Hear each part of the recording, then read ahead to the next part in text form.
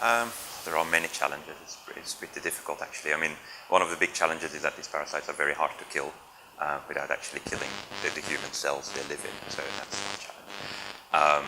A second challenge is that these are deadly diseases, and so in the laboratory we have to work with them. We have to grow lots of them, which means we need very experienced scientists. We need expensive equipment. We need category 3 laboratories.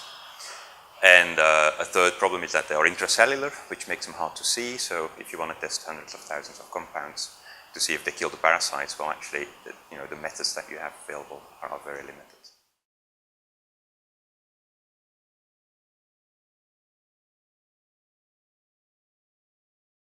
Yes, so that problem of having the parasites inside the cells and not seeing them is really been a major problem for the whole field, in the sense that people used to sit just behind a microscope and look at the sample and just count parasites. And so you would spend days and days just to look at a couple of compounds and whether they kill the parasites. So high content screening is, where you use automated microscopes, that has completely revolutionized this field.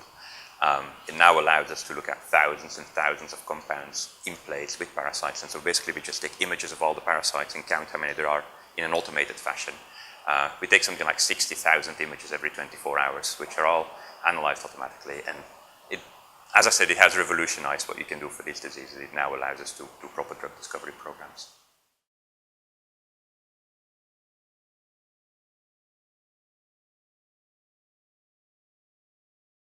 It's had a very large impact. So there was no pipeline for these diseases before we started doing this, not for us and not for other places. So as I said, it was all manual microscopy. You couldn't really do large numbers of samples. So 10 years ago, there was no pipeline. And then gradually us and other people started using high content screening. And so now we and others have a healthy pipeline. There are compounds progressing towards the clinic. There are compounds following behind that. And so that's only been possible because of high content screening.